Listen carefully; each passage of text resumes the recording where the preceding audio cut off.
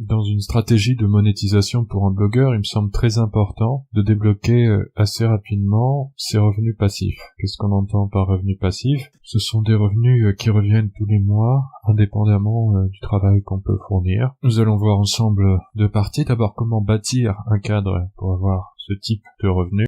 Et ensuite, comment gagner ses premiers revenus d'affiliation, puisque nous allons le voir, l'affiliation a la particularité d'être assez simple à développer dans le temps. D'abord, il faut savoir évaluer les opportunités de monétisation dans votre apprentissage comme blogueur. C'est vraiment quelque chose d'essentiel d'arriver à sentir les choses. Et de manière assez simple, je vous conseille de consacrer régulièrement soit une journée, soit 2 jours, voire une semaine, pour découvrir de nouveaux flux de rentrée financière, puisque malheureusement, l'argent ne va pas tomber du ciel, et donc il faut régulièrement consacrer du temps, et si possible dès le début de votre aventure, à la recherche de solutions de monétisation, pour pouvoir espérer un jour avoir des revenus de votre activité en ligne. Alors, je vous propose de partir d'une grille de critères assez simple, dont je me sers moi-même lorsque j'ai des idées pour gagner de l'argent. Cette liste, elle vient de Chris Guillebeau, et en fait, il utilise 5 critères. Donc vous pouvez vous faire un tableur Excel avec 5 colonnes,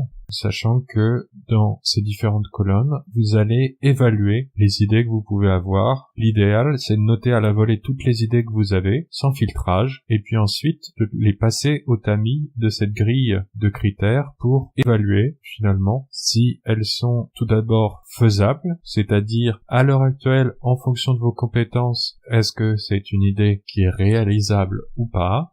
Ensuite, est-ce que cette idée vous paraît profitable, à la fois à court et moyen terme, donc à l'échelle de quelques mois, généralement, puisqu'il faut au moins quelques mois pour qu'une idée commence à porter ses fruits. Le troisième point, c'est est-ce que cette idée est convaincante à vos yeux? Est-ce que vous ressentez en vous quelque chose qui vous dit d'y aller? Quatrième point, est-ce qu'elle est rapide à mettre en place, cette idée?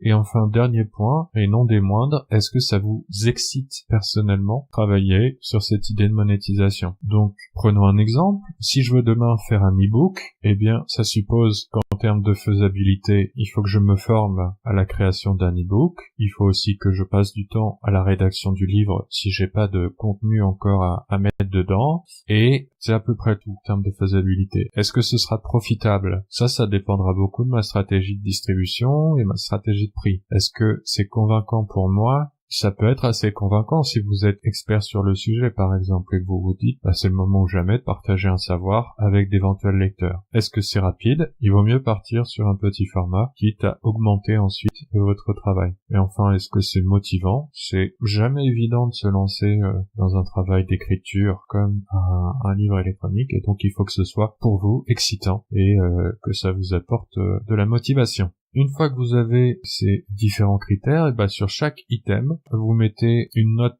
de 1 à 10. Par exemple, quelque chose qui sera pas du tout motivant, vous allez lui mettre 1. Quelque chose qui sera très motivant, vous allez lui mettre 10. Et ensuite, à la fin, vous avez un score sur 50 ou un peu plus si vous mettez des barèmes en fonction des critères les plus importants pour vous. Et donc, vous avez une première note sur votre idée de monétisation. Ensuite, vous pouvez très bien aussi laisser un peu maturer ces idées. Du moment que vous les gardez quelque part, elles ne sont pas perdues. Vous pouvez vous aider d'un tableur Excel pour progresser et valider vos idées de monétisation, puisque avant de vraiment les déployer, il faut d'abord les tester et vous assurer qu'elles ont un potentiel. Alors, dans le livre de Brand Cooper et Patrick Blaskowitz, on a un très bon outil avec pareil, sous un tableur Excel, un tableau de 5 colonnes. Dans la première colonne, vous allez mettre 3 idées au maximum à tester. Donc par exemple, vous allez prendre vos idées avec les plus gros scores à l'issue de la phase d'audit. Vous avez cherché des idées de monétisation. Vous allez prendre vos 3 meilleures idées de monétisation, celles qui ont les plus gros scores. Dans la deuxième colonne, vous allez mettre les idées qui ont une première application. Par exemple, pour un livre, ça va être d'avoir commencé l'écriture, ou mieux d'avoir commencé à réfléchir à une page de description en vue de la vente de ce livre numérique. Dans la troisième colonne, ce sont les idées déjà mises en place. Dans la quatrième colonne, vous allez mettre les idées qui ont fonctionné. Et dans la cinquième colonne, les idées qui ont échoué. Alors vous inquiétez pas s'il y a beaucoup plus d'idées qui échouent que d'idées qui fonctionnent, c'est malheureusement la règle dans l'entrepreneuriat. Il y a un cas particulier, c'est les choses qui marchent à moitié, et il y en a énormément aussi quand on commence. Alors c'est pas la peine de vous désespérer si les choses marchent pas tout à fait. La règle, c'est quand il y a par exemple une première vente ou une première commission, c'est d'essayer de voir comment on peut répliquer ce qui s'est passé et comment améliorer la chose pour que ça se renouvelle plus souvent. Ensuite, si vous avez déjà cherché à améliorer quelque chose plusieurs fois et que vous ne voyez pas de progrès significatif, ça sert à rien de vous acharner. Il sera toujours temps d'y revenir une fois que vous aurez une idée un peu différente pour aborder la problématique de monétisation sous un angle nouveau. Donc même si vous avez des choses qui marchent à moitié, c'est pas gênant, il sera toujours temps d'y revenir un jour ou l'autre. Passe maintenant une partie un peu plus concrète, on va voir ensemble comment gagner ses premiers revenus.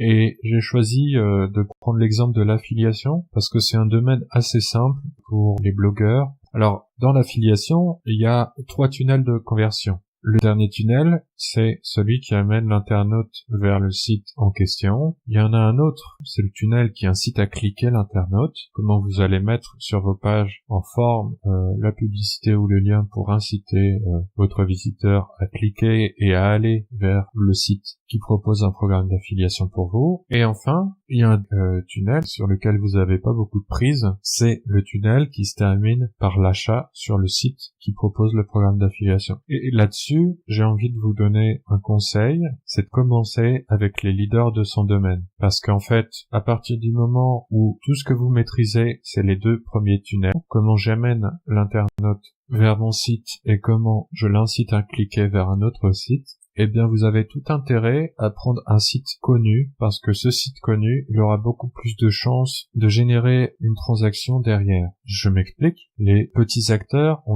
tout un travail déjà à faire auprès des visiteurs que vous envoyez pour les inciter à consommer pour la première fois chez eux. Alors qu'un leader comme Amazon, vous voyez bien que c'est évident que généralement la personne aura déjà un compte chez Amazon, ça le surprendra pas de commander chez Amazon quelque chose que vous lui recommandez.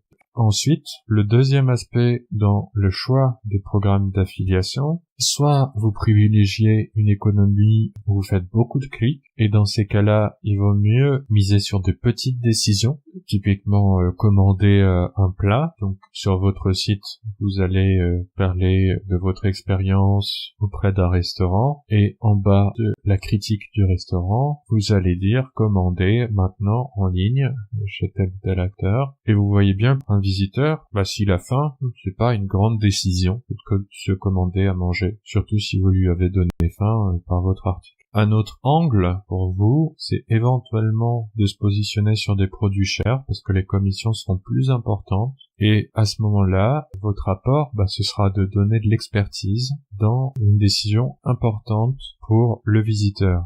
Typiquement, quand je choisis une banque en ligne, c'est une décision importante. Même si on a l'impression qu'elle propose plus ou moins tous les mêmes services, je vais prendre beaucoup de temps, consulter plusieurs sites avant de me décider pour telle ou telle banque. Et généralement, on reconnaît une décision engageante au fait que le programme d'affiliation rémunère à l'apport de clientèle plutôt qu'à la conversion proprement dite. Une fois que vous avez fait ce travail de mise en place, de test, il reste à auditer finalement votre stratégie d'affiliation de manière régulière, parce qu'on a tendance, malgré tout, à multiplier les petits programmes et les tentatives dans l'espoir que quelque chose prenne à un moment ou à un autre. C'est tout à fait normal et c'est justifié. Donc, de même que vous avez consacré régulièrement du temps pour créer des idées de monétisation, passez de temps en temps un peu de temps pour évaluer finalement votre travail d'affilié et rationaliser un peu tout ça en vous posant quelques questions. Comment je peux développer ce qui marche ?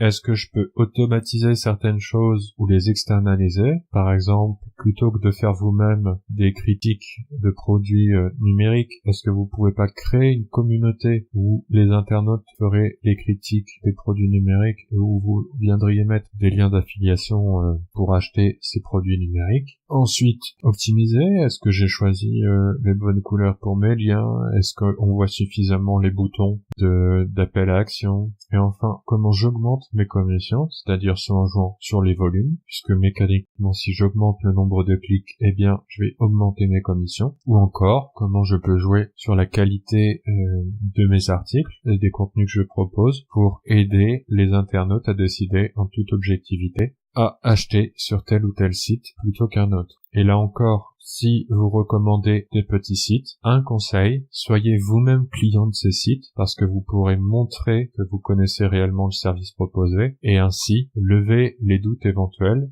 et le déficit de notoriété que pourrait avoir le site. C'est tout le jeu des blogueurs invités par des marques à tester tel ou tel de leurs produits ou services.